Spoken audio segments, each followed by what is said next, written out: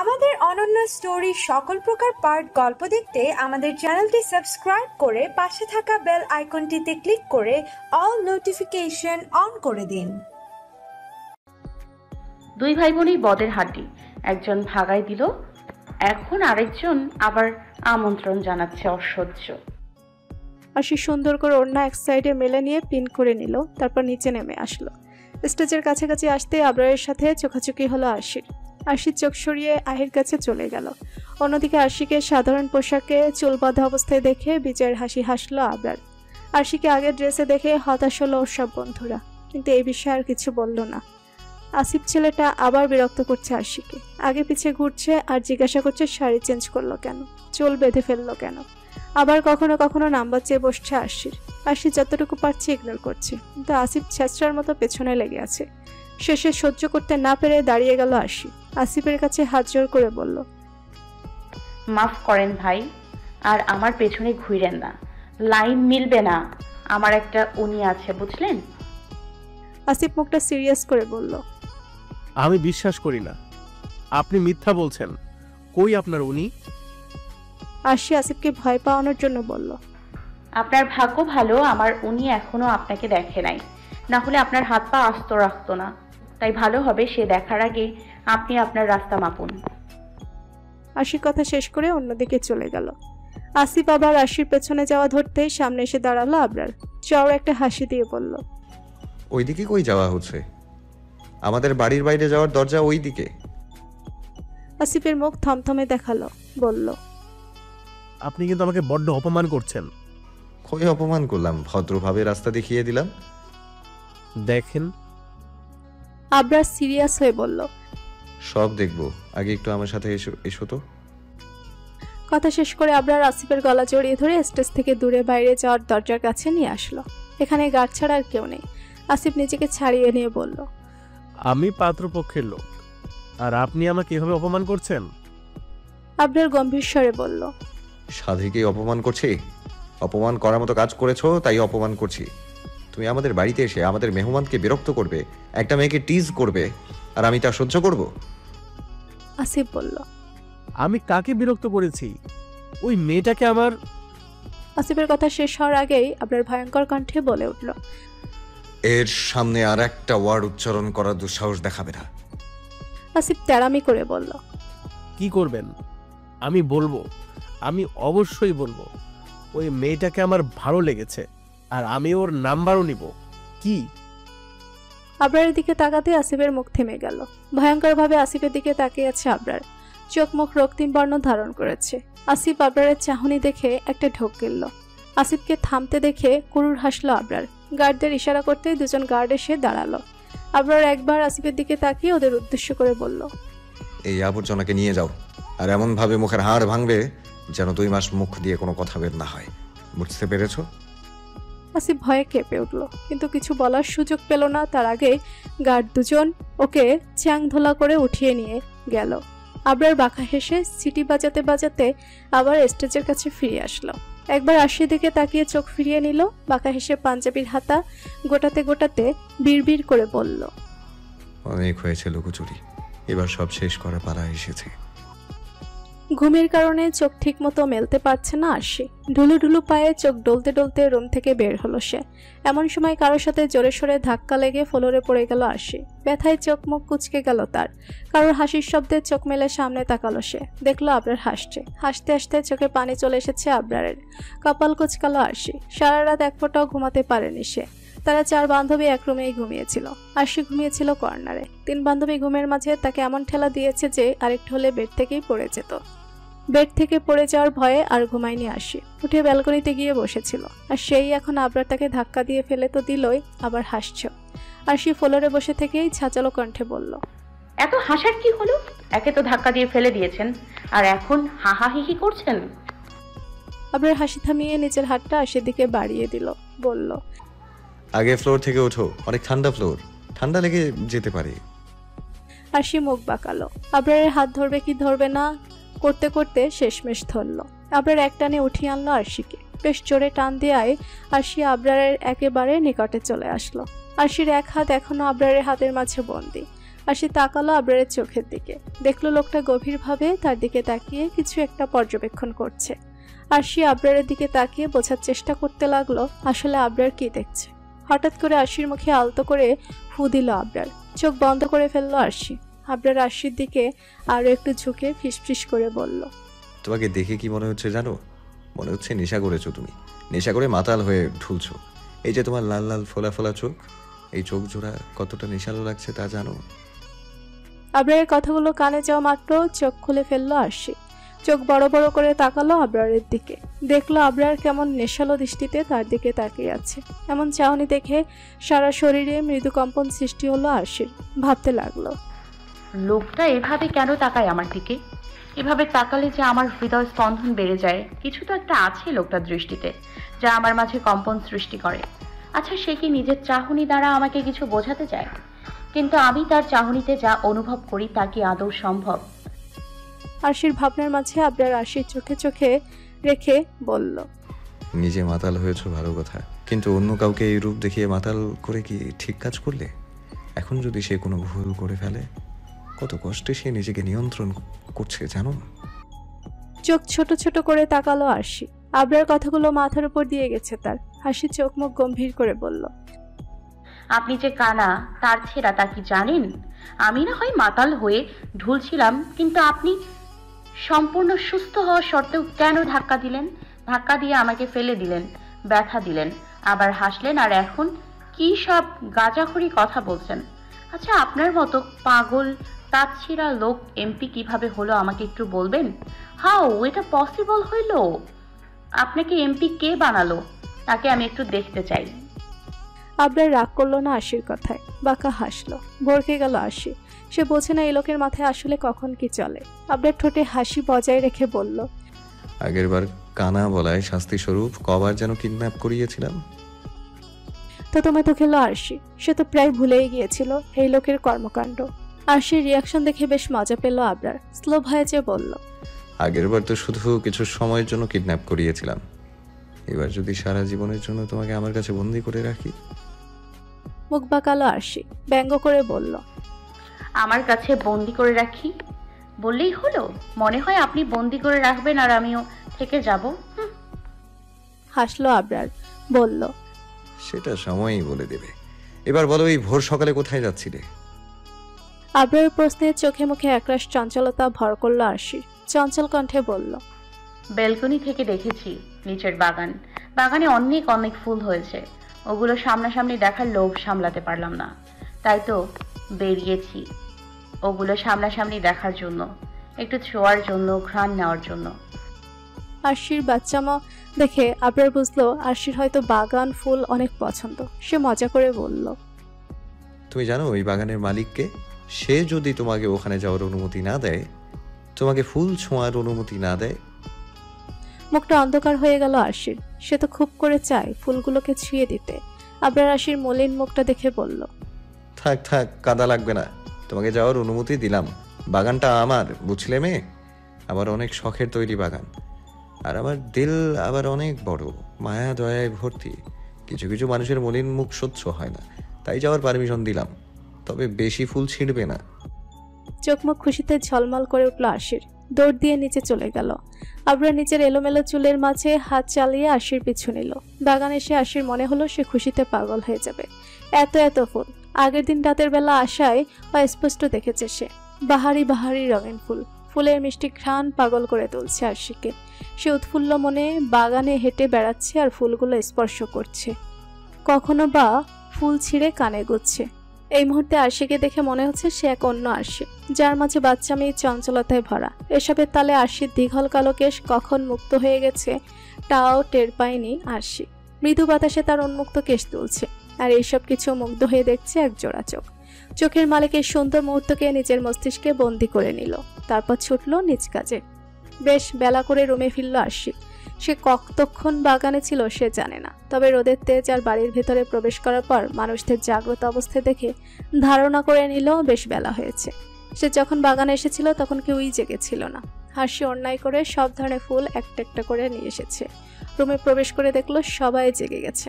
আহি আরশিকে দেখে প্রশ্ন করলো, কি রে, কই ছিলি তুই? ঘুম থেকে ওঠার পর তোরে দেখলাম না। আর তোর ওর নাই কি? আরশি ওড়নার ফুলগুলো বেডের উপর ছড়িয়ে দিল, বলল, তোরা আমারে যেই ঠেলা দিছস, রাতে একটু ঘুমাইতে পারি নাই, তাই ভোরের আলো ফুটতেই বাগানে গেছিলাম। দেখ কতগুলো ফুল নিয়ে আসছি। ভাইয়ের মুখটা হা হয়ে গেল। সে অবাক হয়ে বলল, দোস্ত, তুই ভাইয়ের গাছের এতগুলো ফুল ছেড়েছিস? জলদি লুকা ভাই, দেখলে তোর হাত না ভেঙে দেয়। সে তো তার গাছের ফুল আমাকেই ছিঁড়তে দেয়, তো দূর ধরতেও দেয় না। মাঝে মাঝে বহুত রিকোয়েস্ট করে গলা ধরে ঝুলে পরে তাকে মানাইতে হয়। আর তুই কিনা এত ফুল। আরশি ফুলগুলো ছুঁয়ে দিতে দিতে বলল, কিছু বলবে না তোর ভাই, সেই পারমিশন দিয়েছে। আহি অবাক হয়ে আরও কিছু বলতে যাচ্ছিল, তখন একজন কর্মী দরজা নক করে জানালো ব্রেকফাস্ট করতে ডাকা হয়েছে তাদের। তাই আহি আর কিছু জিজ্ঞাসা করতে পারল না। মোহনা পেটে হাত বুলিয়ে বলল, চল ব্রেকফাস্ট করতে যাচ্ছে, ব্রেকফাস্ট করে আসি, অনেক ক্ষুধা লাগছে। আহি মোহনার মাথায় চাটি মেরে বলল, তুই একটুক মহিলা একটা, বান্ধবীর বাসায় আইসিস, কই মাইপ্পা মাইপ্পা খাবি তা না, খাওয়ার কথা শুনতেই খাইতে দৌড়াইতেছিস। বলি তোর কি কোনো শরম নাই? মোহনা মুখটা কাদো কাদো করে ফেলল, বলল, তুই আমারে খাওয়ায়া খুঁটা দিলি? ওই বেটি, তুই বান্ধবী নামে কলঙ্ক। আহি বলল, চল চল, আর ঢং করা লাগবে না। আমি জানি তুই 2 মিনিট পর পর আবার কবি ক্ষুধা লাগছে। ব্রেকফাস্ট করতে নেমেছে সবাই। আবরারও রেডি হয়ে নেমেছে, বাইরে যাবে হয়তো। আবরার টেবিলের সামনে এসে চেয়ার টেনে বসতে যাবে, এমন সময় একজোড়া মেয়েলি হাত পেছন থেকে জড়িয়ে ধরল আবরারকে। কেউ এভাবে জড়িয়ে ধরায় জল শক্ত হয়ে আসলো আবরারের। এক ঝটকায় হাত জোড়া ছাড়িয়ে ধাক্কা দিল সে। মেয়েটা ছিটকে পড়ল আবরারের মা মিসেস বন্যার গায়ে। আবরার পেছন ফিরে দেখলো মেয়েটার কেউ নেই, তার একমাত্র মামাতো বোন ঈশা। বিরক্তিতে কপাল কুঁচকে আসলো আবরারের। অন্যদিকে আহি বিড়বিড় করে বলল, শাকচুন্নির আগমন, শুভেচ্ছা, স্বাগত। ধরু কিসের শুভেচ্ছা, কিসের স্বাগত? ভাবলাম শাকচুন্নিটা আসবে না বিয়েতে, কিন্তু ঠিকই ড্যাং ড্যাং করতে করতে চলে আসলো। আর আসতে না আসতে আমার ভাইয়ের গায়ের ওপর ঝাঁপিয়ে পড়লো। অসভ্য বেরি একটা। আহি বিড়বিড় করে বললেও আরশি, মন, মোহনা তিনজনই শুনতে পেল। ওদের মনে প্রশ্ন জাগলো মেয়েটাকে, কিন্তু এটা জিজ্ঞাসা করার সময় না, তাই চুপচাপ থাকলো। মিসেস বন্যা ঈশাকে জড়িয়ে ধরলেন। আবরারকে গম্ভীর কণ্ঠে বললেন, এটা কি ধরনের ব্যবহার আবরার? এভাবে ধাক্কা দিলে কেন মেয়েটাকে? দেখে তো নিবে পেছনে কে আছে। এখন যদি ও নিচে পড়ে যেত তাহলে কত ব্যথা পেত, বুঝতে পারছো? আবরার মাথা নিচু করে বলল, সরি মা, আসলে ওভাবে জড়িয়ে ধরায় রাগ হয়েছিল, তাই ধাক্কা দিয়ে ফেলেছি। ঈশা মিসেস বন্যার গলা ঝরিয়ে ধরে বলল, ইট ইজ ওকে ফুপি, তুমি আরবারকে বকো না, ও তো না বুঝে ধাক্কা দিয়েছে। মিসেস বন্যা ঈশার কথায় আলতো হাসলেন। আদুরে কণ্ঠে জিজ্ঞাসা করলেন, কেমন আছো ঈশামা? ঈশা মিসেস বন্যাকে ছেড়ে হেসে বলল, অনেক ভালো আছি, আর এখন তো আরো ভালো আছি। তোমাদের সাথে দেখা হলো যে। শেষের কথা আবরারের দিকে তাকিয়ে বললে ঈশা। আবরার ভীষণ বিরক্ত লাগছে। ঈশার নেকামি সহ্য হচ্ছে না তার। সে নিজের মায়ের কাছে গিয়ে বলল, মা, আমার জরুরি কাজ আছে, আমি যাই তাহলে। মিসেস বন্যা বললেন, বাবা, এই নাস্তা তো করে যাও। আবরার নিজের মায়ের কপালে চুমু দিয়ে বলল, বাইরে খেয়ে নেবো, তুমি চিন্তা করো না, নিজের খেয়াল রেখো, আসি তবে। মিসেস বন্যা মাথা নাড়িয়ে অনুমতি দিলেন। মৃদু হেসে বাড়ি থেকে বেরিয়ে আসলো আবরার। মায়ের সাথে কখনোই উঁচু আওয়াজে বা কড়া গলায় কথা বলেন না আবরার। মিসেস বন্যা একটু ভিন্ন প্রকৃতির মানুষ। কারোর কোনো কথায় বা কোনো কাজে কষ্ট পেলেও কখনো প্রকাশ করেন না, নিজের মাঝে চেপে রাখেন। তাই আবরার বাবার সাথে ফ্রিভাবে কথা বললেও মায়ের সাথে খুব সাবধানে কথা বলে। আবরার চায় না তার মা তার কোনো কাজে বা কথায় কষ্ট পাক। গেটের কাছাকাছি আসতেই আবরারের দেখা হলো মামা ইরফান চৌধুরী এবং তার স্ত্রী মিসেস মোনার সাথে। আবরার নিজের মামাকে জড়িয়ে ধরল। দুজনের সাথে কুশল বিনিময় করে তাদের ভেতর যেতে বলল। গাড়িতে বসে আবরার আরশিকে একটা টেক্সট পাঠালো। ফোন ভাইব্রেট করতেই আরশি দেখলো আবরারের মেসেজ, তাকে বাইরে যেতে বলছে। আরশি আহিকে বুঝিয়ে বাড়ি থেকে বেরিয়ে আসলো। গেটের কাছে এসে দেখলো আবরার গাড়িতে বসে অপেক্ষা করছে তার জন্য। আরশি আসতেই গাড়ির ডোর খুলে দিল আবরার। আরশি কথা না বাড়িয়ে উঠে বসলো। গাড়ি নিজের বাড়ির রাস্তার দিকে যেতে দেখে অবাক হলো আরশি, কিন্তু কিছু জিজ্ঞাসা করলো না।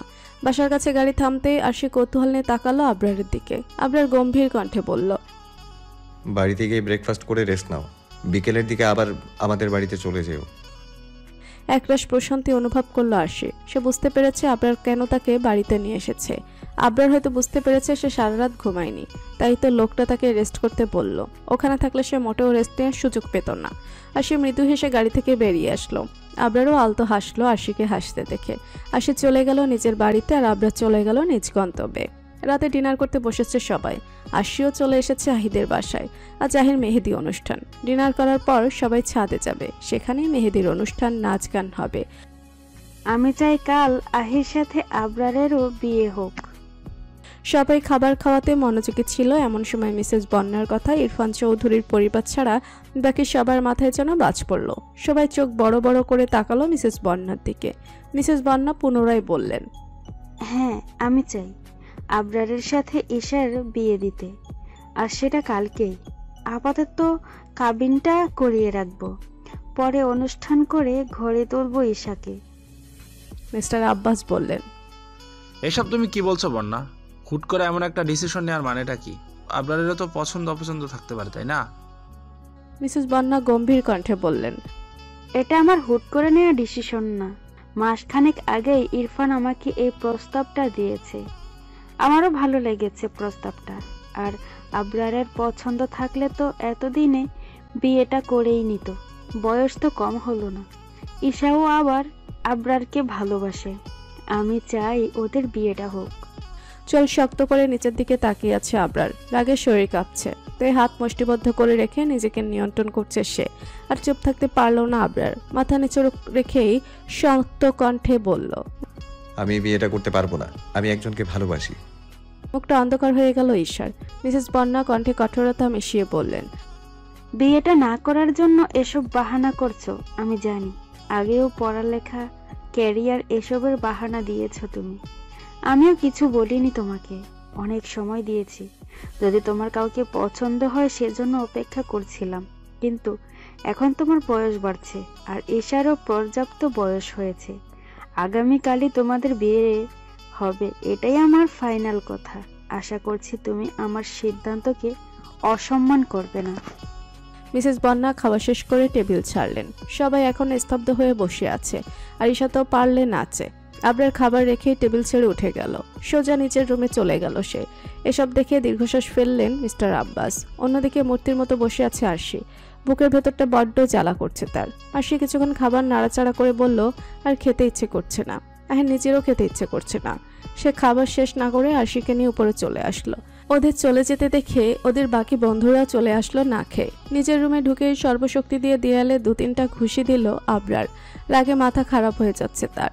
আবরার 2 হাতে নিজের চুল টেনে ধরে বিড়বিড় করলো, মা ইচ্ছে করে এমনটা করছে। শেষ মুহূর্তে এসে বিয়ের কথা বলছে, যাতে আমি বিয়ে ভাঙার কোনো সুযোগ না পাই। কিন্তু আমিও আজওয়াদ আবরার, এত সহজে হাল ছাড়ছি না।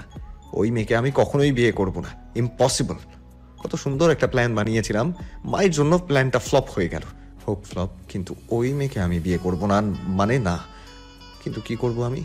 রাত পোহালেই কাল বিয়ে। মাথা ঠান্ডা রাখতে হবে আমাকে, কিছু একটা ভাবতে হবে যাতে মা আমাকে ভুল না বুঝে, আর ওই মেয়েকেও আমার বিয়ে করা না লাগে। কিছুক্ষণ ভাবতেই কিছু একটা মাথায় আসলো আবরারের। বাঁকা হাসলো সে, বলল, ঈশা বেবি, অনেক শখ না তোমার আমাকে বিয়ে করার? এবার দেখবো তুমি কিভাবে আমাকে বিয়ে করো। আবরার নিজের ফোনটা বের করে একজনকে ফোন করলো। কিছু একটা বলে কল কেটে দক্ষ হাতে ফোনটা ঘোরাতে লাগলো, আর বলতে লাগলো, ভালোই ভালোই প্রথম প্ল্যান কাজ করে গেলেই হয়, না হলে প্ল্যান নাম্বার 2-এ যেতে হবে। রুমে এসে অনবরত পায়চারি করছে আহি। ওকে এভাবে অস্থির হতে দেখে মোহনা বলল, কি রে, তোর কি হলো? এমন করস কেন? আহি থেমে গিয়ে ক্রোধের সাথে বলল, মা এমনটা কি করে করতে পারে? ওই এসাপও একদম ভালো না, ক্যারেক্টারলেস মেয়ে একটা। সে ইন্টার পর্যন্ত বাংলাদেশে পড়েছে, এর মধ্যেই কত শত প্রেম করেছে হিসেবে নেই। আমি তাকে অসংখ্যবার বিভিন্ন ছেলের সাথে দেখেছি, কিন্তু সেটা তার পার্সোনাল ব্যাপার বলে মাথায় ঘামাইনি। কিন্তু আজ মনে হচ্ছে ভুল করেছি। আমার উচিত ছিল তার পিক তুলে সবাইকে দেখানো। সে ভাইয়াকে ভালোবাসার নাটক করে, ভাইয়াকে ভালোবাসে বলে আর অন্যদিকে একাধিক ছেলের সাথে রিলেশন করেছে। কি করা যায় এখন? আমার এত ভালো ভাইয়ের গলায় ওই মেয়েকে ঝুলতে দেওয়া যাবেই না। আর মা বাবাইকে কি দোষ দিব? তারা তো আর ওর আসল রূপটা দেখেইনি। তবে আমার মনে হয় না ভাই ওই মেয়েকে বিয়ে করবে, কিছু না কিছু তো করবেই। মোহনা আহিকে সান্ত্বনা দিয়ে বলল, চিন্তা করিস না তুই, দেখিস আবরার ভাইয়া কিছু একটা করবে। তুই চল মেহেন্দি দিয়ে নে, ওই ডাইনির জন্য নিজের বিয়ে কেন খারাপ করবি? মেহেদি দেয়া হচ্ছে আহিকে, আর সে এক কোণে চুপচাপ বসে আছে। সে আসতেই চায়নি, কিন্তু বান্ধবীর খুশির জন্য আসতে হলো। আহের মনটাও ভালো নেই, হোপ মেহেরা বসে আছে সে। ঈশাও মেহেদি দিচ্ছে, তার আনন্দ দেখে কে। এক হাতে মেহেদি দেওয়া শেষ হতেই সে চিল্লিয়ে বলল, আবরামের নামটা তো লিখে দিই। আরশি এক পলক চোখ তুলে তাকালো ঈশার দিকে। মেয়েটা সুন্দর, চোখ রক্তিম বর্ণ ধারণ করলো আরশির। আরশির ধ্যান ভাঙলো আবিরের কথায়। আবির বলল, চল একটু নাচ গান করি। দেখ এই আহি কেমন পেঁচার মতো মুখ করে বসে আছে। এই বেডের নাকি কালকে বিয়ে। চল বেচারের মুডটা একটু ঠিক করে দিয়ে আসি। সবাই সম্মতি জানিয়ে উঠে গেল। বাধ্য হয়ে আরশিকে উঠতে হলো। ছাদে বড় কেউ নেই, সব ছোটরা এসেছে, তাই স্বাধীনভাবে উড়ে বেড়াচ্ছে সবাই। আবির গিয়ে আহিকে ঠেলে উঠিয়ে নিয়ে আসলো। ওকে ঘিরে নাচানাচি করতে লাগলো, ওকে হাসানোর চেষ্টা করতে লাগলো। আরশির কেন যেন সব অসহ্য লাগছে। সে ঘুরে আবার আগের জায়গায় যাওয়ার সময় ধাক্কা লাগলো ঈশার সাথে। ঈশার দুই হাতের মেহেদি পুরোটা মাখামাখি হয়ে গেল। রাগে ফুঁসে উঠল ঈশা। আরশিকে থাপ্পড় মারার জন্য হাত উঠাতে আরশির সব বন্ধুরা এসে আরশির সামনে দাঁড়িয়ে গেল।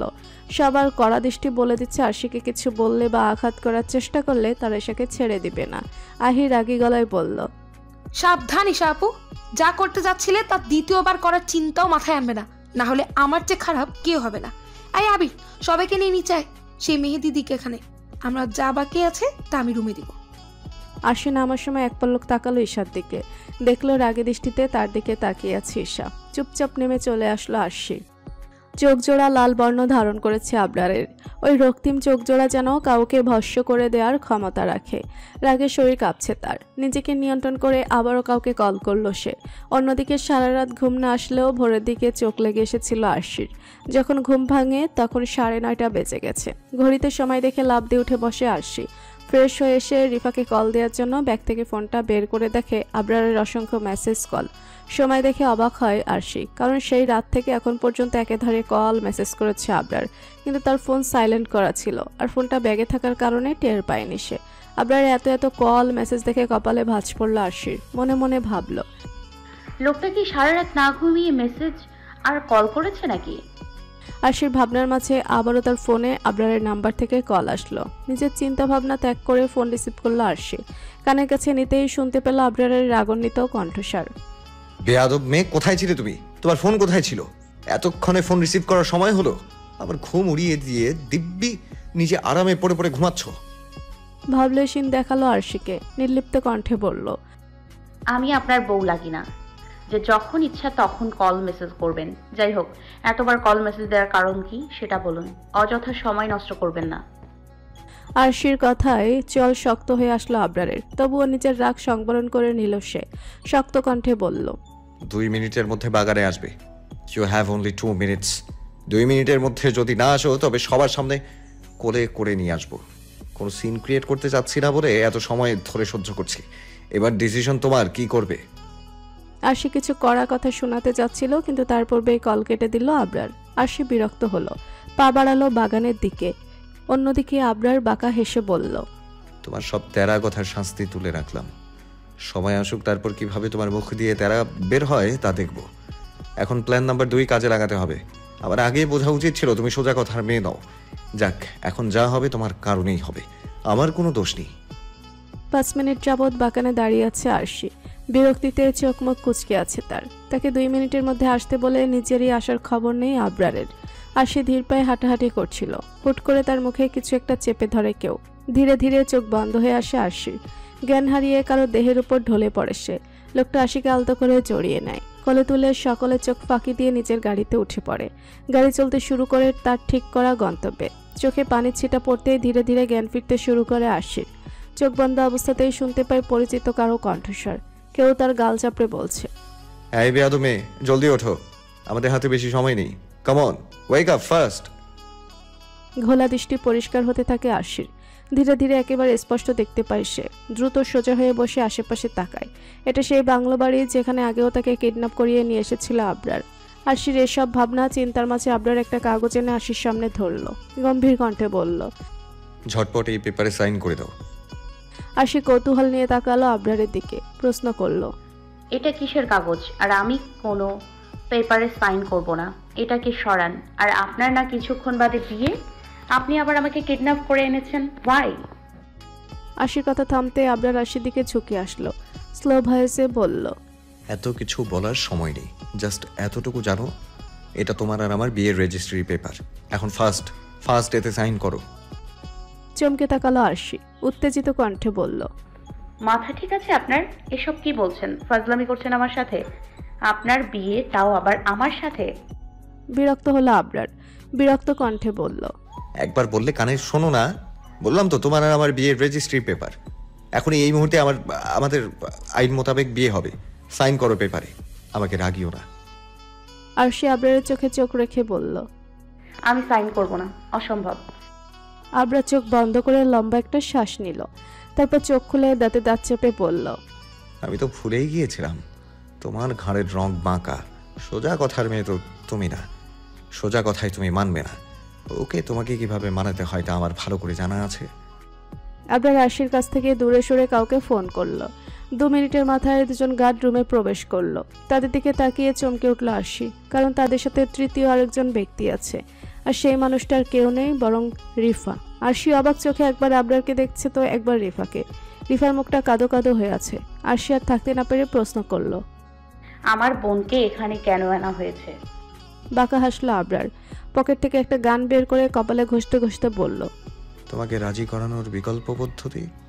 আগেই বুঝেছিলাম তুমি সোজা কথায় মানবে না, তবুও একটু চেষ্টা করে দেখলাম, কিন্তু সেটা সময় নষ্ট ছাড়া আর কিছু ছিল না। যাই হোক, এখন যা হবে তার জন্য তুমি দায়ী। আমি কিন্তু একেবারে নিষ্পাপ, বুঝছে? আমার কোনো দোষ নেই। কথাগুলো বলতে বলতে রিফার কাছে চলে গেল আবরার। হুট করে রিফার মাথায় গান তাক করলো, চোখ বড় বড় করে তাকালো আরশি। উঠে আসতে চাইলে থামিয়ে দিল আবরার, বলল, চেয়ার থেকে ওঠার সাহস করবে না, অনেক সময় নষ্ট করে ফেলেছো। এখন তোমার কাছে মাত্র 1 মিনিট সময় আছে। 1 মিনিটের মধ্যে ওই পেপারের ওপর তোমার সাইন দেখতে চাই, তাহলে তোমার বোনকে। থেমে গেল আবরার। রিফা কাঁদো কাঁদো কণ্ঠে বলল, হাপুমনি রে, আমাকে মেরে ফেললো, আমাকে বাঁচাও, আমি এত জলদি মরতে চাই না। আবরার চোখ দিয়ে ইশারা করলো আরফিকে সাইন করতে। রেজিস্ট্রি পেপারে সাইন করে থম মেরে বসে রইল আরশি। চোখ মুখ শক্ত করে বসে আছে সে। এই মুহূর্তে তার মনে কি চলছে বোঝা যাচ্ছে না। আবরার ধীর পায়ে আরশির কাছে এসে দাঁড়ালো। আরশিকে শক্ত হয়ে বসে থাকতে থেকে ফোঁস করে একটা শ্বাস ছাড়লো। আরশির হাত শক্ত করে নিজের মুঠোয় পুরে টেনে দাঁড় করালো। বাধা দিল না আরশি। আবরার আরশির হাত ধরে সামনের দিকে এগোতে লাগলো। এতেও কোনো প্রতিক্রিয়া দেখালো না আরশি, যেন কোনো পুতুল সে। তবে বাইরে যাওয়ার আগে রুমে অবস্থানরত রিফার দিকে একবার তাকালো। রিফার ঠোঁটে হাসি দেখে মনে মনে অবাক হলো সে। অবাকতার মাত্রা আরো বাড়ালো যখন বাইরে গাড়ির কাছে আসতে আব্বাস আহমেদের দেখা পেল। ওনার ঠোঁটেও লম্বা চওড়া হাসি চলছে। উনি আবরারের পিঠে চাপড় মেরে বললেন, জলদি গাড়িতে ওঠো, আমার মিসেস বন্যা আমাদের সবাইকে আবার বন্যায় না ভাসিয়ে দেয়। যেভাবে একের পর এক কল দিয়ে যাচ্ছে, আমার তো রিসিভ করতেও কাঁপাকাঁপি অবস্থা। কথাগুলো বলে শব্দ করে হাসলেন আব্বাস আহমেদ। আবরারও বাবার সাথে তাল মিলালো। উনি আবার তাড়া দিয়ে বললেন, হাসাহাসি পরে হবে, আগে বাড়িতে পৌঁছাতে হবে। বিয়ের অনুষ্ঠান শুরুতে আর বেশি সময় নেই। আমার ছেলেমেয়ের বিয়ে আমি কিছুতেই মিস করতে চাই না। আগে গিয়ে সব মিটমাট করতে হবে, তারপর আহি রাদিফের সাথে তোমাদেরও ধর্ম মোতাবেক বিয়ে দিতে হবে। আবরার মৃদু হেসে সম্মতি জানালো। গাড়ির ডোর খুলে আরশিকে বসতে বলল। আরশি বিনা বাক্যে উঠে বসলো গাড়িতে। জানালা দিয়ে বাইরে তাকিয়ে রইল। আবরারের রুমে দাঁড়িয়ে আছে পরিবারের সব সদস্য। আরশির বন্ধুরা উপস্থিত।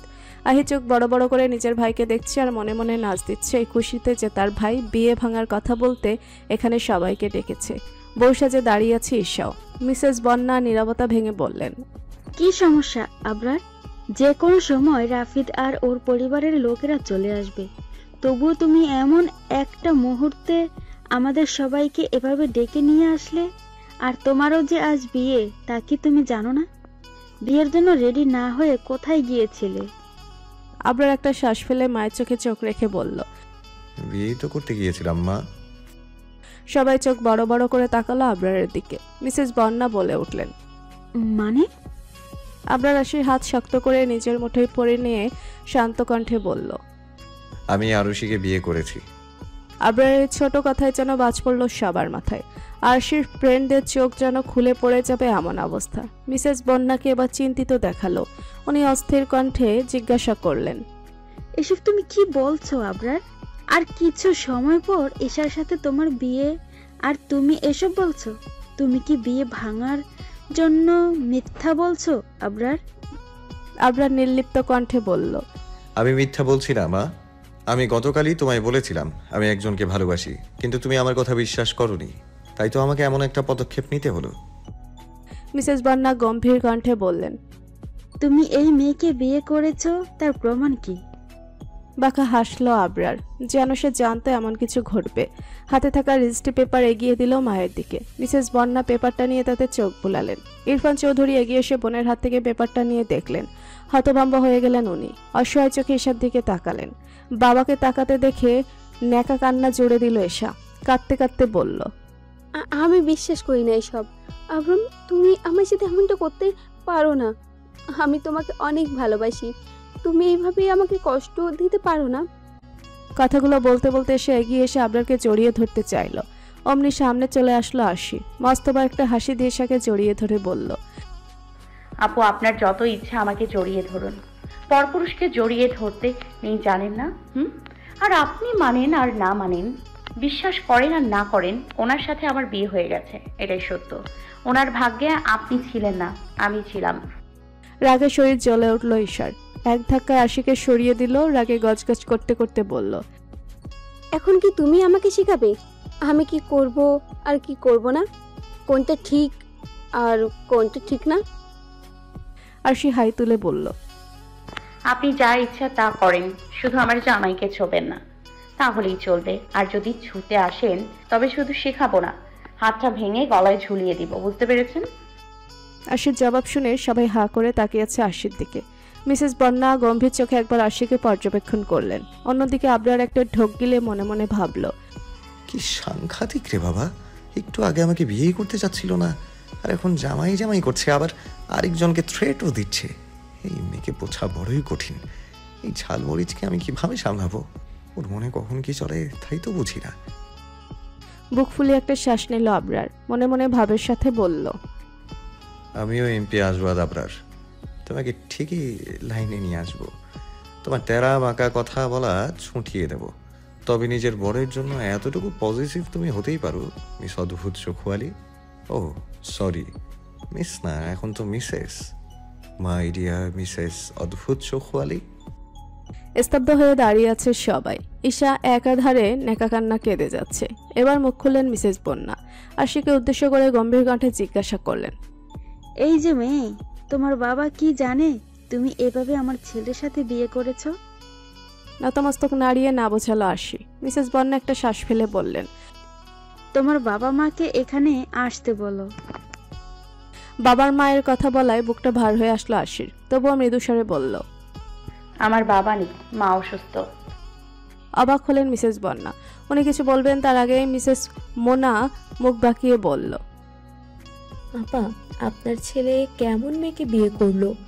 না আছে রূপ, না আছে বাপ, আর না আছে বংশ পরিচয়, মাও নাকি অসুস্থ।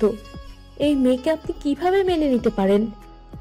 কোথায় আবরার বাবার মতো হীরার টুকরো ছেলে, আর কোথায় কয়লার মতো মেয়ে?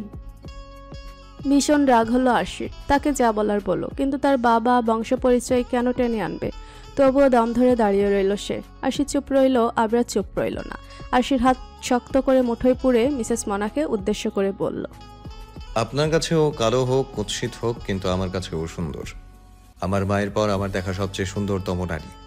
কিন্তু আপনার চোখে সেই সৌন্দর্য ধরা পড়বে না মামি, কারণ সেই সৌন্দর্য দেখার মতো মন মানসিকতা আপনার নেই। তা আপনার কথাতেই বুঝেছি। আমার বাবা মা আমাকে কারোর গায়ের রং, বংশ পরিচয় দেখে ভালোবাসা, সম্মান করা শেখায়নি। আজ ও যেই পরিস্থিতিতে আছে সেই পরিস্থিতিতে ওকে সৃষ্টিকর্তাই ফেলেছেন। ওর সাথে যা হয়েছে তা আমাদের সাথেও তো হতে পারত। আপনি ওর ত্রুটিগুলো দেখছেন, তবে ওর গুণগুলো দেখেননি। এতগুলো বছর ধরে এই সমাজের সাথে যুদ্ধ করে টিকে থাকা মেয়েও। কিশোরী বয়সে ও নিজের বাবাকে হারিয়েছে। চাচা বাড়ি কেড়ে নিয়ে রাস্তায় ছুঁড়ে ফেলে দিয়েছিল ওকে আর ওর অসুস্থ মাকে। কিন্তু ও থেমে থাকেনি। আজ এতগুলো বছর ধরে একা লড়ে গেছে, এত দূর এসেছে। বাবা ছাড়া একটা মেয়ের জীবন কেমন হতে পারে তা বোঝার ক্ষমতা হয়তো আমাদের নেই। আপনার কাছেও কয়লার মতো হলেও আমার কাছে ও যে কোনো মূল্যবান রত্নের চেয়েও অধিক মূল্যবান। যাই হোক, আমি কাউকে আর কিছু বোঝাতে চাই না। সবাই শুধু এতটুকু জেনে রাখুন, ও আমার ওয়াইফ মিসেস আবরার। আর আমার ওয়াইফকে যদি কেউ অপমান করে তবে আমিও ছেড়ে কথা বলবো না। ও কেমন তা আমাকেই বুঝতে দিন। আমার যেখানে ওকে নিয়ে কোনো সমস্যা নেই, সেখানে অন্য কেউ এই বিষয়ে মাথা না ঘামালেই খুশি হব। এক দৃষ্টিতে আবরারের দিকে তাকিয়ে আছে আরশি। চোখ ছলছল করছে তার। সে কখনোই ভাবেনি তার জীবনে এমন কেউ কখনো আসবে যে তাকে এতটা সম্মান করবে, তাকে বুঝবে, তার ঢাল হবে। অন্যদিকে আবরারের কথাগুলো শুনে অপমান বোধ করলেন মিসেস মনা। দাঁতে দাঁত চেপে মিসেস বন্যাকে উদ্দেশ্য করে বললেন, দেখেছেন আপা মেয়েটা কিভাবে আবরারকে বশ করেছে? আবরারের আগে কখনো আমার সাথে এভাবে কথা বলেনি, আর আজ সব এই মেয়ের জন্য হয়েছে। কপাল কুচকালো আবরার। মনে মনে ভাবলো সে এতক্ষণ কাকে কি বলল। তার কোনো কথা কি মিসেস মনার এক কান দিয়েও ঢুকেনি নাকি? মিসেস মনাকে আর কিছু বলার রুচি হলো না আবরারের। মিসেস বন্যা এবার গম্ভীর কণ্ঠে বললেন, তুমি কিন্তু একটু বেশিই বলছো মনা। ভুলে যেও না তোমার স্বামী আর আমিও কিন্তু একসময় এমন পরিস্থিতিতে ছিলাম। আর আমার কাছে কারোর গায়ের রং ম্যাটার করে না, যা ম্যাটার করে তা হলো চরিত্র। মাথা নিচু করে নিলেন মিসেস মনা। চেয়েও আর কিছু বলতে পারলেন না। আর মিস্টার ইরফান এখনো চুপচাপ এক কোণে দাঁড়িয়ে আছেন। মিসেস বন্যা এবার ঈশার কাছে গেলেন। মিসেস বন্যাকে নিজের দিকে আসতে দেখে আবরারও ন্যাকা কান্না শুরু করলো ঈশা। এতক্ষণ যাও আশা ছিল মিসেস বন্যার সাথে কথা শোনার পর, এখন সে আশাও খুঁজে পাচ্ছে না ঈশা। এখন অস্ত্রই একমাত্র অস্ত্র, যদি মিসেস বন্যাকে মানানো যায়। ঈশা মিসেস বন্যাকে জড়িয়ে ধরে ফুফাতে ফুফাতে বলল, ফুপি, আবরার কি বলো না আমার সাথে এমনটা না করতে? আমি ওকে অনেক ভালোবাসি, আমার সাথে ও অনেক ভালো থাকবে। এই মেয়ে ওর যোগ্য না। ফুপি বলো না আবরারকে, ও যেন আমাকে বিয়ে করে। বলো না ফুপি। মিসেস বন্যা ঈশার মাথায় হাত রেখে বললেন, আমাকে ক্ষমা করে দাও ঈশামা, আমি ভুল করেছি। আবরারের মতামত ছাড়া তোমার সাথে ওর বিয়ে ঠিক করে। আমার এই ভুলের কারণে তোমাকে কষ্ট পেতে হচ্ছে, কিন্তু এখন যে আমার কিছুই করার নেই ঈশা। আবরার ওই মেয়েকে বিয়ে করেছে। আমি না মানতে চাইলেও সত্য এটাই। আর ভালোবাসা ছাড়া কি সংসার টেকে? তুমি আবরারকে ভালোবাসলেও আবরার যে তোমাকে ভালোবাসে না। ওরা একে অপরকে ভালোবেসে বিয়ে করেছে। আমি কি করে ওদের সম্পর্ক ভেঙে তোমার সাথে সম্পর্ক করতে পারি? তুমি অনেক ভালো মেয়ে ঈশা, তুমি অনেক ভালো ছেলে পাবে। তুমি আর কিছু বলতে পারলেন না মিসেস বন্যা। তার পূর্বেই ধাক্কা মেরে মিসেস বন্যাকে দূরে সরিয়ে দিল ঈশা। মিসেস বন্যার কথাই গা জ্বলছে তার, মাথা গরম হয়ে গেছে। ঈশার ধাক্কার কারণে ছিটকে আবরারের গায়ে গিয়ে পড়লেন মিসেস বন্যা। মাকে জড়িয়ে নিল আবরার। রাগে থরথর করে কাঁপতে লাগলো সে। মিস্টার আব্বাস ও চোখ মুখ লাল করে শক্ত হয়ে দাঁড়িয়ে আছেন। আবরার ঈশাকে কিছু বলতে চাইলেও তার হাত চেপে ধরে চোখের ইশারায় থামিয়ে দিলেন মিসেস বন্যা। কিন্তু থামলো না ঈশা, রাগে চিৎকার করে বলল, ভালো মাই ফুট। আমার মাথা খারাপ হয়েছিল যে তোমার মতো মহিলাকে এত সম্মান দেখাচ্ছিলাম, এত তেল দিচ্ছিলাম, যাই করছিলাম সব আবরামের জন্য করছিলাম। এতে করে বুঝলাম আবরামকে আমি ভালোবাসি। তাও তোমরা মা ছেলে আমার ভালোবাসা বুঝলে না। যেহেতু আবরাম আমাকে বিয়ে করছে না, তাহলে এসব নাটক কে কোনো মানে হয় না। কথা শেষ করার আগেই সশব্দে একটা থাপ্পড় পড়লো ঈশার গালে। ঈশা গালে হাত দিয়ে ছলছল চোখে তাকালো নিজের বাবার দিকে, কারণ থাপ্পড়টা তার বাবা ইরফান চৌধুরী দিয়েছে। ইরফান চৌধুরী মেয়েকে তোয়াক্কা না করে বোনের সামনে গিয়ে নতকণ্ঠে বললেন, আপা ক্ষমা করে দিও, আমার মেয়েকে হয়তো আমি সুশিক্ষা দিতে পারিনি, তাই আজ আমার মেয়ের কাছে তোমাকে অপমানিত হতে হলো আপা। আজ আমি আসি। কথাটা বলে আর দাঁড়ালেন না ইরফান চৌধুরী। মেয়ের হাত ধরে টানতে টানতে নিয়ে বেরিয়ে গেলেন। মিসেস মনা রাগে চোখে একবার আরশির দিকে তাকিয়ে বেরিয়ে গেলেন স্বামীর পেছনে। মিসেস বন্যা ব্যথিত নয়নে ওদের যাওয়ার পানে তাকিয়ে রইল। আবরার মিসেস বন্যাকে জড়িয়ে ধরে মাথায় হাত বুলিয়ে বলল, ইটস ওকে মা, তুমি কষ্ট পেও না, আর আমাকেও ক্ষমা করে দাও। আমি চাইনি তোমার মতামত ছাড়া এভাবে বিয়ে করতে, কিন্তু বাধ্য হয়েছি। মিসেস বন্যা আবরারের পিঠে হাত বুলিয়ে বললেন, না রে বাবা, ভুল আমার দ্বারা হয়েছে। মানুষ চিনতে ভুল করেছি আমি, অনেক বড় ভুল হয়েছে আমার।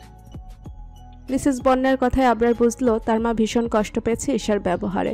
তাই সে আব্বাস আহমেদ আর আহিকে চোখের ইশারায় কিছু বোঝাতেই তারা এগিয়ে আসলো।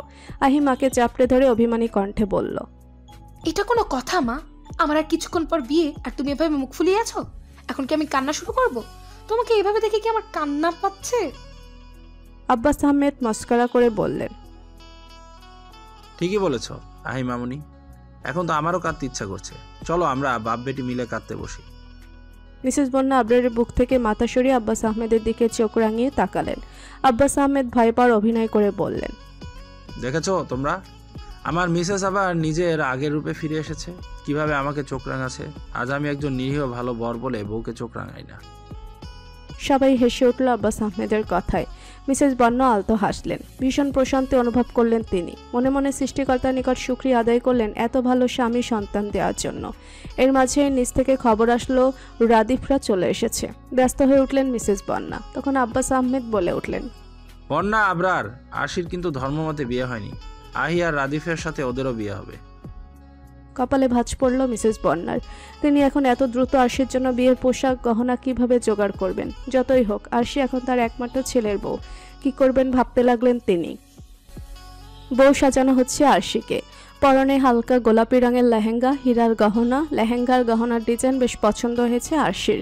লেহেঙ্গা মোটামুটি ভারী হলেও গহনাগুলো হালকা ডিজাইনের মধ্যে হওয়ায় স্বস্তি বোধ করছে আরশি। চুপচাপ মূর্তির মতো বসে আছে সে। মিসেস বর্ণার নির্দেশ মতো তাকে সাজাচ্ছে পার্লারের মহিলারা। সাজানো শেষ হতেই পার্লারের মহিলারা বেরিয়ে গেলেন। মিসেস বন্যা আরশির কাছে এসে মুখটা উঁচু করে ধরলেন। আরশি চোখ মেলে তাকালো মিসেস বন্যার দিকে। আরশির মায়াভরা মুখ, সুন্দর টানা টানা চোখের দিকে একদৃষ্টিতে তাকিয়ে রইলেন মিসেস বন্যা। মুখ দিয়ে আপনা আপনি বেরিয়ে আসলো, মাশাআল্লাহ। চোখ নামিয়ে মৃদু হাসলো আরশি। এতে যেন আরশির সৌন্দর্য আরো কয়েক গুণ বৃদ্ধি পেল। মিসেস বন্যার ইচ্ছে হলো আরো কিছু সময় আরশির দিকে তাকিয়ে তাকে খুঁটে খুঁটে দেখতে। কিছু তো একটা আছে শ্যামা মেয়ের মাঝে, যা যে কাউকে তার দিকে তাকিয়ে থাকতে বাধ্য করবে। এই শ্যামা মেয়ে যেন যে কাউকে আকর্ষণ করার ক্ষমতা রাখে। না হলে তার ছেলে কোনো মেয়ের জন্য এতটা পাগল কি করে হয়? আহি হঠাৎ হাঁচি দেয়ায় ধ্যান ভাঙল মিসেস বন্যার। কিছুটা অপ্রস্তুত হলেন তিনি।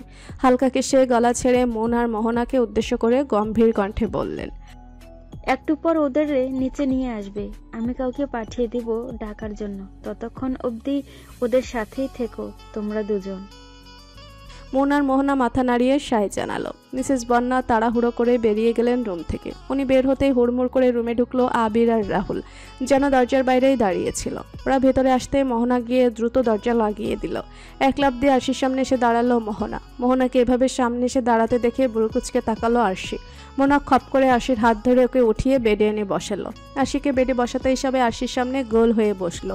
চোখ বড় বড় করে তাকিয়ে রইল আরশির দিকে। আরশির চোখ ছোট ছোট করে বলল, কি সমস্যা? আমাকে বুঝিয়ে বউ সেজে অনেক বেশি সুন্দর লাগছে। মোহনা মুখটা কাদো কাদো করে বলল, এই ছিল তোর মনে? তলে তলে প্রেম করলি, আবার আমার ক্রাশকে বিয়ে করে নিলি? আহি মুখ বাঁকা করে বলল, তোরা দুইটা এমন করতে পারলি? এভাবে ধোকা দিলি? আমার ভাই আমার এই ব্যাপারে কিচ্ছু কইলো না, আর তুই আমার বান্ধবী হয়েও আমার একটু বললি না কেন? বললি কি আমি তোদের প্রেমের মাঝখানে ভিলেন হতাম নাকি? কবে থেকে তোদের প্রেম চলে? জলদি বল, কিভাবে প্রেম হলো সেটা বল। বল বল, যতক্ষণ না শুনবো ততক্ষণ শান্তি পাবো না।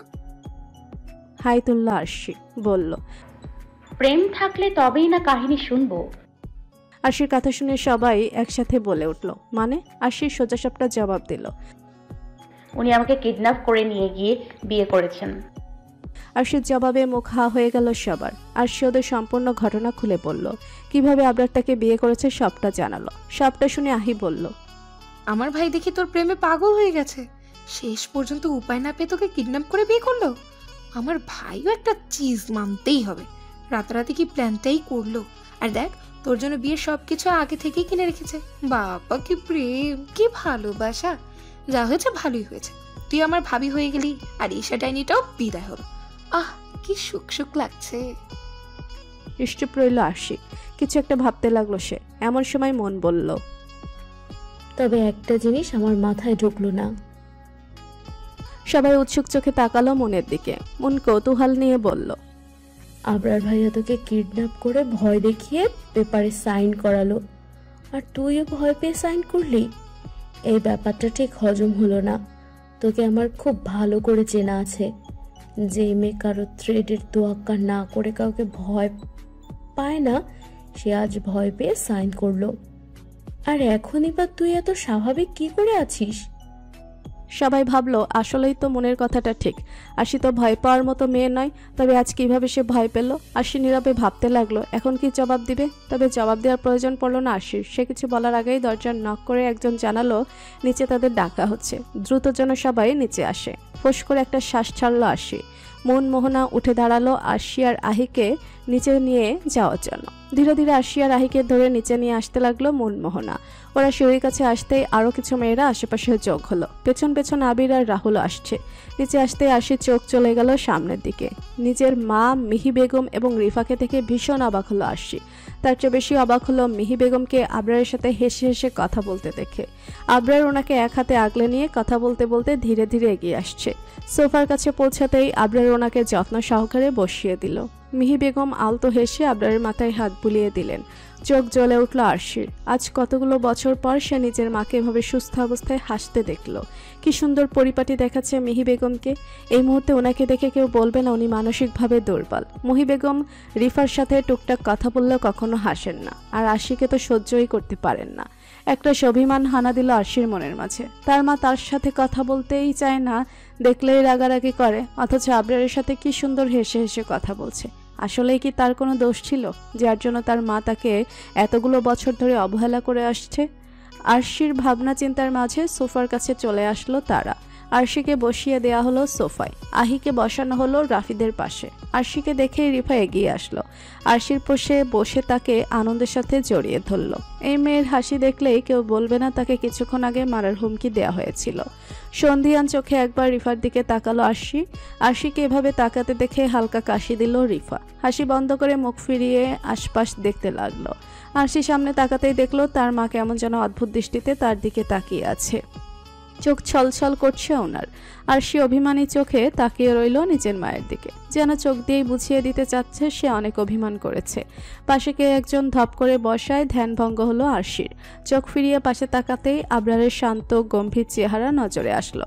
আবরার একবারও তার দিকে তাকাচ্ছে না, খেয়াল করলো আরশি। মনের মাঝে খারাপ লাগা যেন আরো বেড়ে গেল তার। তাকে কি এতটাই বাজে দেখাচ্ছে যে লোকটা একবারও তার দিকে তাকালো না? তবে কি সে ভুল বুঝলো? কাজী সাহেবের আওয়াজ শুনে সেদিকে তাকালো আরশি। কাজী সাহেব রাদীপ আর আহির বিয়ে পড়াচ্ছেন। আহি কিছুটা সময় নিয়ে কবুল বলল, কিন্তু রাদীপকে বলা মাত্র সে ঝটপট কবুল বলে ফেললো। সবাই হাসলো রাদীপের তাড়াহুড়ো দেখে। আহিও হাসা শুরু করলো। কোনো রকমে হাসি থামিয়ে ফিসফিস করে বলল, আচ্ছা আপনি আবার বাইরে কবে যাবেন? চোখ বড় বড় করে তাকালো রাদীপ, অবাক কণ্ঠে বলল, বিয়েও শেষ হতে পারলো না, আর তার আগেই তুমি আমাকে ভাগানোর প্ল্যান করছো? তুমি কি চাচ্ছ? আমি তোমাকে ডেকে আজই আবার চলে যাই? আহি মিটমিট করে হেসে বলল, আপাতত এটাই চাচ্ছি। আপনি বাইরে গেলে আমার তো ফায়দা, বাপের বাড়ি চলে আসবো। এরপর তুই বান্ধবী একসাথে রাজত্ব করব। দেখছেন না আমার বান্ধবী আমার ভাবি হয়ে গেল, আমি তার উপর হুকুম না খাটিয়ে শ্বশুরবাড়ি চলে যাব? এটাকে মানা যায়? আমার তো এখন আফসোস হচ্ছে আমার ভাই আগে কেন ওকে বিয়ে করলো না। দুষ্টু হাসি হাসলো রাদীপ। আহির কানের কাছে মুখ নিয়ে ফিসফিস করে বলল, আপনার আশা পূরণ হচ্ছে না প্রিয়তমা। আগামী 6 মাসেও আমি তোমাকে রেখে কোথাও যাচ্ছি না। 6 মাস বউয়ের সাথে শুধু রোমান্স চলবে, তাই আপনার আর আপনার ভাবির উপর হুকুম চালানো চলবে না। লজ্জায় গাল লাল হয়ে আসলো আহির। সে লজ্জা লুকানোর চেষ্টা করে চোখ রাঙিয়ে তাকালো রাদীপের দিকে। অন্যদিকে কাজী সাহেব কবুল বলতে বলল আরশিকে। এতক্ষণ স্বাভাবিক থাকলো, এখন বুক ধড়ফড় করছে আরশির। মনের মাঝে ভয় জাগছে এই বিয়ে যদি তার জন্য সুখকর না হয়, আবার যদি তাকে নতুনভাবে ভেঙে দিয়ে যায়, সে কি পারবে সহ্য করতে? আরশির উল্টাপাল্টা ভাবনার মাঝে কেউ তার হাতটা আঁকড়ে ধরলো। চমকে তাকালো আরশি, দেখলো আবরার তার হাতটা নিজের মুঠোয় পুড়ে নিয়েছে, কিন্তু তার দিকে তাকাচ্ছে না। তবুও কেমন যেন ভরসা পেল আরশি। একবার নিজের মায়ের দিকে তাকিয়ে চোখ বন্ধ করে জোরে একটা শ্বাস টেনে কবুল বলে ফেললো। আবরারকে কবুল বলতে বলা হলে সেও কিছুটা সময় নিয়ে কবুল বলল। বিয়ে নামক পবিত্র বন্ধনে আবদ্ধ হলো আবরার আরশি। আরশি মাথা উঁচু করে তাকালো আবরারের দিকে। আজ থেকে সে এই মানুষটার অর্ধাঙ্গিনী, এই মানুষটার সম্পদ, আর এই মানুষটাও সম্পূর্ণরূপে তার, শুধুমাত্র তার। কথাগুলো ভেবে ঈষৎ কেঁপে উঠল আরশি। ফুলে সজ্জিত কক্ষে বসে আছে আরশি। হাসফাস অবস্থা তার। 5 মিনিট আগেই কয়েকটা মেয়ে তাকে এখানে বসিয়ে রেখে গেছে। তারপর থেকে হাসফাস করছে সে। হৃৎপিণ্ড জোরে জোরে লাফাচ্ছে। সে বুঝতে পারছে না কেন এমন লাগছে তার। এই অনুভূতির সাথে সে মোটেও পরিচিত নয়। আরশি বুকে হাত রেখে জোরে একটা শ্বাস টানলো। বিড়বিড় করে বলল, এমন কেন হচ্ছে? মনে হচ্ছে হৃদযন্ত্রটা লাফাতে লাফাতে বাইরে বেরিয়ে আসবে। আমি কি মরে টরে যাব নাকি? মাত্রই তো বিয়েটা হলো, এখনই মরে গেলে কি করে চলবে? এখনো তো এমপি সাহেবের লাইফটা ভাজা ভাজা করা বাকি, তার মাথার চুল ছেঁড়া বাকি, খামচি দিয়ে তার মাংস তোলা বাকি, বুড়ো বয়সে তাকে জ্বালানো বাকি, আরো কত কিছু বাকি। এসব না করে আমি কি করে মরতে পারি? রিল্যাক্স আরশি, তোর এখনো কত কিছু করা বাকি। এত জলদি তোর কিছু হতে পারে না, তুই মরতে পারিস না, সো রিল্যাক্স। আরশি নিজেকে কিছুক্ষণ উল্টাপাল্টা বুঝদিল, তারপরও তার হৃদযন্ত্রটা নিজের কাজ করেই চলেছে। বিরক্ত হলো আরশি, নিজের মনোযোগ অন্যদিকে নেওয়ার জন্য ধীর পায়ে বেড থেকে নামলো। লেহেঙ্গা একটু উঁচু করে আবরার রুমটা ঘুরে ফিরে দেখতে লাগলো। লেহেঙ্গা পরায় হাঁটতে খুব একটা অসুবিধা হচ্ছে না আরশির। সে ধীরে ধীরে রুমের সবকিছু ছুঁয়ে ছুঁয়ে দেখতে লাগলো। বিশাল বড় রুম আবরারের এবং খুব পরিপাটি। দেয়ালে আবরারের বেশ কিছু ছবি লাগানো। আরশি কিছু সময় নিয়ে ছবিগুলো খুঁটে খুঁটে দেখলো। তারপর রুমের জানালা দিকে চোখ যেতেই সেদিকে চলে গেল আরশি। বন্ধ জানালা একটানে খুলে ফেললো। অমনি বাইরের হাওয়া এসে বাড়ি খেলো আরশির চোখে মুখে। নাকে এসে ঠেকলো ফুলের সুবাস। চোখ বন্ধ করে মুহূর্তটা উপভোগ করতে লাগলো আরশি। এমন সময় খট করে দরজা খোলার শব্দে চমকে তাকালো আরশি। দেখলো আবরার ভেতরে প্রবেশ করছে। শান্ত হওয়ার হৃদয়টা আবারও অস্বাভাবিক হয়ে উঠল। অন্যদিকে আরশিকে এভাবে চমকে তাকাতে দেখে বাঁকা হাসলো আবরার। মনে পড়ে গেল আরশির তেড়া কথাগুলো। সুন্দর মতো দরজা বন্ধ করলো সে। বাঁকা হেসে ধীরে ধীরে আরশির দিকে এগিয়ে আসতে লাগলো। আবরারকে নিজের দিকে আসতে দেখে চোখ বড় বড় করে তাকালো আরশি। শুকনো ঢোক গিলতে লাগলো। গলাটা ভীষণ শুকিয়ে গেছে তার। আরশি মনে মনে নিজেকে বলতে লাগলো, তুই এই অসভ্য এমপিকে ভয় পাচ্ছিস কেন আরশি? ভয় পেলে চলবে না, মোটেও চলবে না। একবার উল্টাপাল্টা কিছু করতে আসুক, একেবারে খামচে দিব। আরশি নিজের ভাবনা চিন্তা থেকে বেরিয়ে আসতেই দেখলো আবরার তার অতি সন্নিকটে চলে এসেছে। আরশি চোখ ছোট ছোট করে তাকিয়ে রইল আবরারের দিকে। হুট করে আরশির দিকে ঝুঁকে আসলো আবরার। ফিসফিস করে বলল, তা কি যেন বলছিলে? তুমি আমার বউ লাগো না, তাই আমি যখন তখন তোমার কাছে আসতে পারি না, যখন তখন কল মেসেজ করতে পারি না। তা এখন তো তুমি আমার বউ লাগো, এখন নিশ্চয়ই সব কিছু করতে পারি। আবরার কথাগুলো বলে এক দৃষ্টিতে তাকিয়ে রইল আরশির দিকে। সেই দৃষ্টিতে যেন একরাশ মুগ্ধতা বিরাজ করছে। আবরারের চোখের দিকে তাকিয়ে আরশিও কেমন এক ঘোরের মাঝে ডুবে গেল। জবাব দেওয়ার কথাটাও মাথায় রইল না। এই সুযোগটাই কাজে লাগালো আবরার। হুট করে কোলে তুলে নিল আরশিকে। আবরার কোলে তুলতেই হুঁশ ফিরল আরশির। সে মোটেও এমন কিছুর জন্য প্রস্তুত ছিল না। কিছুক্ষণ থম মেরে থেকে আবরারের কোল থেকে নামার জন্য মোস্টামুস্ট্রি করতে লাগলো আরশি। বলতে লাগলো, অসভ্য লুচু এমপি একটা, নামান আমাকে, নামান বলছি, না হলে। আরশি কথাগুলো বলতে বলতে উত্তেজিত হয়ে আবরারের গলায় একটা খামচি বসিয়ে দিল। ধবধবে ফর্সা হয় মুহূর্তে লাল বর্ণ ধারণ করলো জায়গাটা। জ্বলন হলেও পাত্তা দিল না আবরার। আরো শক্ত করে আরশিকে নিজের সাথে মিশিয়ে নিল। খামচি দিয়া জায়গাটা নজরে আসতেই মোস্টামুস্ট্রি থামিয়ে দিল আরশি।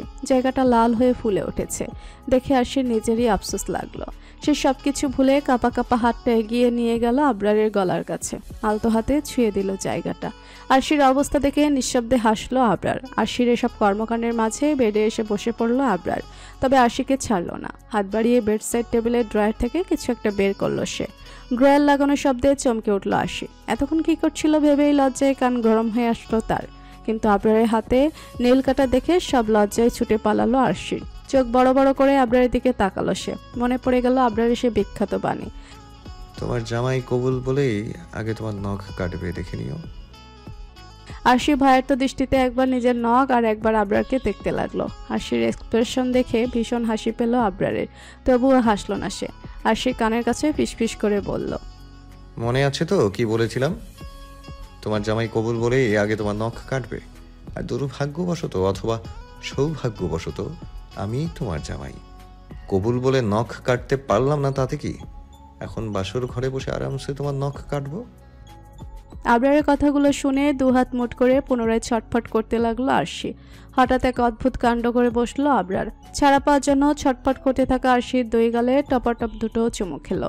ছটফট করা বন্ধ করে মূর্তির রূপ ধারণ করলো আরশি। অদ্ভুত দৃষ্টিতে তাকালো আবরারের দিকে।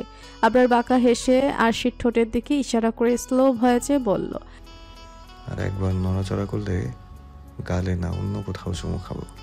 সো ভদ্রভাবে বসে থাকো।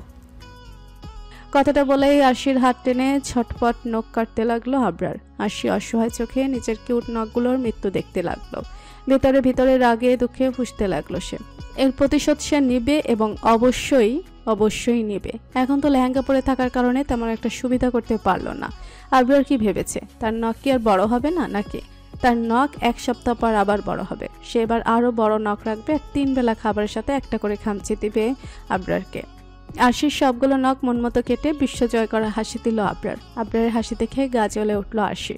সে ধারালো দৃষ্টিতে তাকিয়ে রইল আবরারের দিকে।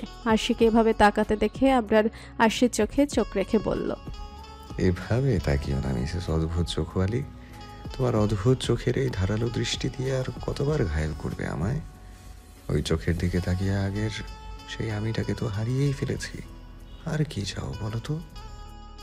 মিসেস অদ্ভুত চোখওয়ালির ডাকটা শুনে এক মুহূর্তের জন্য থমকে গেল আরশি। হ্যাঁ, সে এখন মিসেস আবরারের মিসেস অদ্ভুত চোখওয়ালি। বাকি কথাগুলো শ্রবণ হতেই আরশির দৃষ্টি নরম হয়ে আসলো। আবরার আরশিকে বেডে বসিয়ে একটা প্যাকেট নিয়ে আসলো। আরশির পাশে রেখে বলল, এতে তোমার কাপড় পরার জন্য কাপড় আছে, বাকিগুলো কাল সকালে পেয়ে যাবে। আপাতত এটা পরো, আমি ফ্রেশ হয়ে আসছি। ততক্ষণে তুমি গহনাগুলো খুলে রাখো। আবরার কথা শেষ করে নিজের কাপড় নিয়ে চলে গেল ফ্রেশ হতে। আরশি তাকিয়ে রইল আবরারের যাওয়ার পানে। লোকটা এই ভালো এই খারাপ। আরশি বুঝে না লোকটা আসলে ভালো না খারাপ। আরশি বিড়বিড় করে বলল, এমপি সাহেব ভালো কিনা খারাপ জানি না, তবে সে একটা লুচু লোক। ফ্রেশ হয়ে টাওয়াল নিয়ে মাথা মুছতে মুছতে বের হলো আবরার। চোরা চোখে আবরারের দিকে তাকালো আরশি। অমনি আবরারের চোখে চোখ পড়ে গেল তার। হৃদযন্ত্রটা লাফিয়ে উঠল আরশির। শুকনো ঢোক গিলে দ্রুত নজর সরিয়ে নিল। অপেক্ষা করতে লাগলো আবরারের কিছু খোঁচা মারা কথার। আরশির অবস্থা দেখে মিটমিট করে হাসতে লাগলো আবরার, কিন্তু কিছু বলল না। নিজের ফোনটা হাতে নিয়ে বেলকনিতে চলে গেল। হাঁপ ছেড়ে বাঁচল আরশি। দ্রুত আবরারের দেয়া প্যাকেটটা হাতে নিয়ে ওয়াশরুমের দিকে ছুটল। শাওয়ার নিয়ে ভীষণ বিপদে পড়ল আরশি। সে তো টাওয়াল আনেনি। তখন ওয়াশরুমে ঢুকে হুঁশ হারিয়ে ফেলেছিল সে। মনে হচ্ছিল শাওয়ার না নিতে পারলে শান্তি পাবে না, তাই বাম ডান চিন্তা না করে শাওয়ার নিয়ে ফেলেছে সে। কিন্তু এখন কি করবে ভেবে কপাল চাপড়ালো আরশি। হতাশ হয়ে আবরারের দেয়া প্যাকেটটা খুলল সে। ভেতর থেকে বেরিয়ে এলো শুভ্র সালোয়ার কামিজ। সালোয়ার কামিজ দেখে স্বস্তির নিঃশ্বাস ফেললো আরশি। প্যাকেটে যদি শাড়ি থাকতো তাহলে তার যে কি অবস্থা হতো। ভাগ্যের শাড়ি নেই, তাহলে সারা রাত ওয়াশরুমে বসে কাটাতে হতো তার। আরশির ড্রেসটা পরে গায়ে ওড়না জড়িয়ে পাটিপে টিপে বেরিয়ে আসলো। আশেপাশে তাকিয়ে দেখলো আবরার নেই। বুঝলো আবরার ব্যালকনিতে আছে।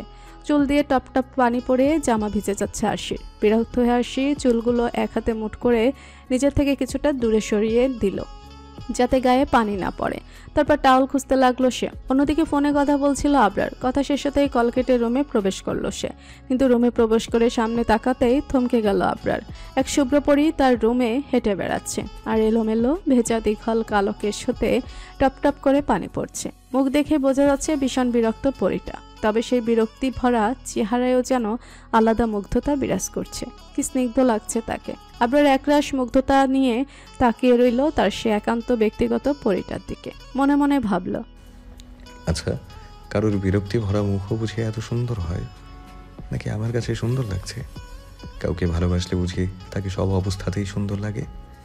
আমার যে ইচ্ছা করছে সারা জীবন এভাবে তাকিয়ে থাকতে, তবুও বুঝি এই মুগ্ধতা শেষ হবার নয়। আবরার যেন এক ঘোরের মাঝে চলে গেল। ধীর পায়ে এগোতে এগোতে আরশির দিকে আসলো। কিছু দূর এগোতেই পা পিছলে ধুম করে ফ্লোরে পড়ল সে। মুগ্ধতা উবে গেল তার। চোখ মুখ কুচকে ফেললো সে। অন্যদিকে কোনো কিছু পড়ার শব্দে চমকে তাকালো আরশি। আবরারকে ফ্লোরে পড়ে থাকতে দেখে কিছুক্ষণ চোখ বড় বড় করে তাকিয়ে রইল আবরারের দিকে। তারপর হঠাৎ খিলখিল করে হাসা শুরু করলো সে। আরশিকে হাসতে দেখে রেগে গেল আবরার। রাগে চিৎকার করে বলল, স্টুপিড মেয়ে, একে তো সারা ফ্লোরে পানি ছড়িয়ে রেখেছো, তারপর আমি পড়ে গেছি দেখার পরও না তুলে হাসছো। তোমাকে তো আমি। আবরারের রাগকে পাত্তা দিল না আরশি। কোমরে হাত রেখে বলল, বেশ হয়েছে, আমার সুন্দর কিউট সুইট নখ কেটে ফেলার শাস্তি এটা। ভাবা যায় এমপি সাহেব ফ্লোরে আছাড় খেয়ে পড়েছে। মানুষ জানলে আপনার আর মান সম্মান থাকবে না। আরে আপনি কেমন এমপি সাহেব তো বলেন তো? নিজেই নিজেকে সামলাতে পারছেন না, জনগণকে কি করে সামলাবেন? আর আমাকেই বা কি করে সামলাবেন? ফ্লোর থেকে উঠে দাঁড়ালো আবরার। আরশির দিকে এগোতে এগোতে গম্ভীর কণ্ঠে বলল, জনগণকে কিভাবে সামলাবো তা তোমার না জানলেও চলবে, তবে তোমাকে কিভাবে সামলাবো তা অবশ্যই দেখাতে পারি। আবরারকে এভাবে এগিয়ে আসতে দেখে ভীত হলো আরশি। হাসি বন্ধ হয়ে গেল তার। এই বুঝি আবরার তাকে আছাড় মারল। আরশিকে নিচের দিকে তাকিয়ে চুপচাপ কিছু একটা ভাবতে দেখে ওর হাত চেপে ধরলো আবরার। আবরার হাত ধরতে এক প্রকার লাফিয়ে উঠল আরশি। চোখ বড় বড় করে তাকিয়ে বলল, এই হাত ধরলেন কেন? ছাড়ুন বলছি। এখন কি আমাকে তুলে আছাড় মারবেন নাকি? আপনি আপনার দোষে পড়েছেন। আমি কি বলেছি পড়ে যান? না দেখে হাঁটলেন কেন? বাঁকা হাসলো আবরার। আরশির কোমর জড়িয়ে নিচের আরো কাছে টেনে আনলো। আবরারের গরম নিঃশ্বাস ঘাড়ে গলায় আস্তে পড়তেই চোখ বন্ধ করে ফেললো আরশি। আবরারের ঠোঁট আরশির কানে স্পর্শ করতেই থরথর করে সর্বাঙ্গ কেঁপে উঠল আরশির। আবরার আরশির কানে ঠোঁট ছুঁয়ে ফিসফিস করে বলল, তুমি আমার একটা মাত্র আদরের বউ, তোমাকে কি আমি আছাড় মারতে পারি বলো? তবে আদর করতে পারি, যখন তখন চুমু টুমু খেতে পারি। এখন এই মুহূর্তে আমার তোমাকে খুব করে একটা চুমু দিতে ইচ্ছে করছে, দিয়েই ফেলি কি বলো? মনের ইচ্ছা অপূর্ণ রেখে কি লাভ? বলা তো যায় না কখন কি হয়ে যায়। পরে যদি আবার চুমু দেওয়ার সুযোগ না পাই, অনেক বড় লস হয়ে যাবে তো। কথা শেষ করেই আরশির কানের লতিতে আলতো করে একটা চুমু খেলো আবরার। আর সহ্য করতে পারল না আরশি। এক ধাক্কায় আবরারকে দূরে সরিয়ে চোখ বন্ধ করে জোরে জোরে শ্বাস টানতে লাগলো।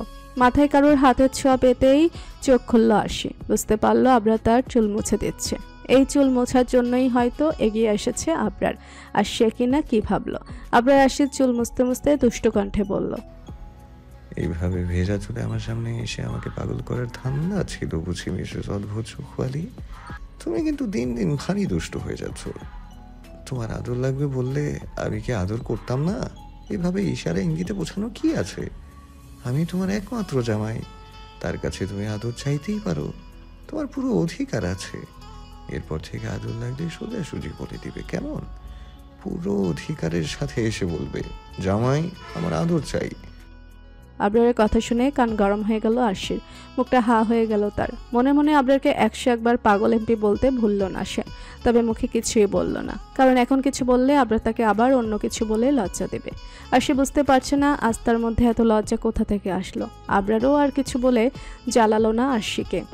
যত্ন সহকারে ধীরে ধীরে আরশির চুল মুছে দিতে লাগলো। সারাদিন এত দৌড়ঝাঁপ, দুদিন যাবৎ ঠিকমতো না ঘুমানোর কারণে ভীষণ ক্লান্ত আরশি। আর এখন মাথায় এত যত্নের ছোঁয়া পেয়ে তার মনে হচ্ছে সে দাঁড়িয়ে দাঁড়িয়েই ঘুমিয়ে যাবে। আবরার সুন্দর করে আরশির চুল মুছে দিয়ে তাকে ড্রেসিং টেবিলের সামনে বসালো। চিরুনি চালিয়ে সুন্দর করে চুলগুলো মেলে দিল যাতে দ্রুত শুকিয়ে যায়। আয়নায় চোখ যেতেই দেখলো তার শুভ্র পরেই ঘুমে ঢুলছে, যে কোনো সময় ঠাস করে পড়ে যাবে। এই মুহূর্তে আরশিকে দেখে মনে হচ্ছে সে কোনো বাচ্চা। আরশিকে ভাবে ঢলতে দেখে নিঃশব্দে হাসলো আবরার। কানের কাছে মুখ নিয়ে ফিসফিস করে বলল,